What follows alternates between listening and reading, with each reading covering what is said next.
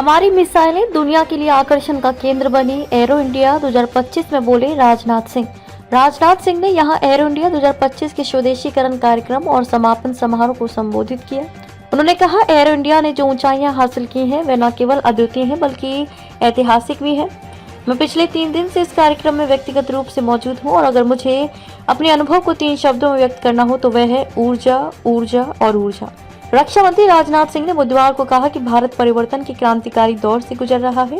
देश की लड़ाकू विमान, मिसाइल प्रणाली, नौसैनिक पोत न केवल हमारी सीमाओं की रक्षा कर रहे हैं बल्कि पूरी दुनिया के लिए आकर्षण का केंद्र भी बन रहे हैं। एरो इंडिया ने जो ऊंचाइयां हासिल की हैं। राजनाथ सिंह ने यहाँ एरो इंडिया 2025 के स्वदेशीकरण कार्यक्रम और समापन समारोह को संबोधित किया। उन्होंने कहा, एरो इंडिया ने जो ऊंचाइयां हासिल की हैं वे न केवल अद्वितीय हैं बल्कि ऐतिहासिक भी हैं। मैं पिछले 3 दिन से इस कार्यक्रम में व्यक्तिगत रूप से मौजूद हूँ और अगर मुझे अपने अनुभव को 3 शब्दों में व्यक्त करना हो तो वह है ऊर्जा, ऊर्जा और ऊर्जा। उन्होंने कहा, यहाँ जो कुछ भी हमने देखा वह ऊर्जा का प्रकटीकरण है।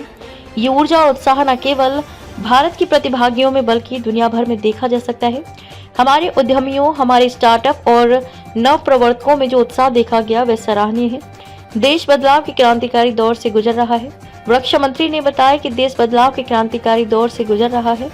सभी जानते हैं कि भारत ऐतिहासिक रूप से अपनी रक्षा जरूरतों के लिए आयात पर निर्भर रहा है। अगर मैं 1 दशक पहले की बात करूं तो हमारे देश में 65 से 70% रक्षा उपकरण आयात किए जाते थे।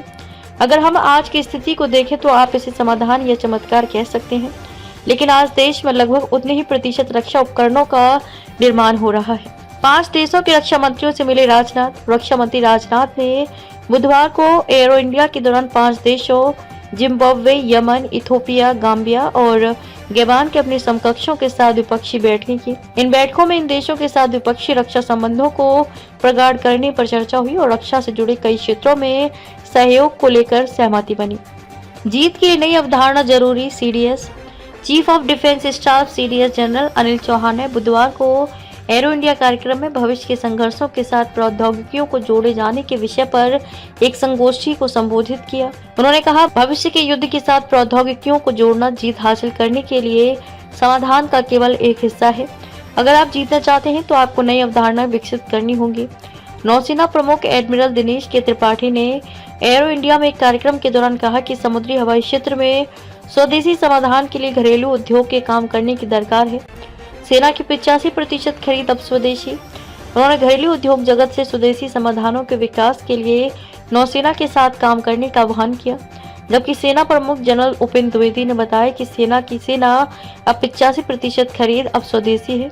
ये रक्षा उत्पादन में आत्मनिर्भरता की दिशा में एक महत्वपूर्ण मील का पत्थर है। उन्होंने बताया कि सेना अपने मौजूदा उपकरणों और प्लेटफॉर्मों को उन्नत करने की तैयारी में है।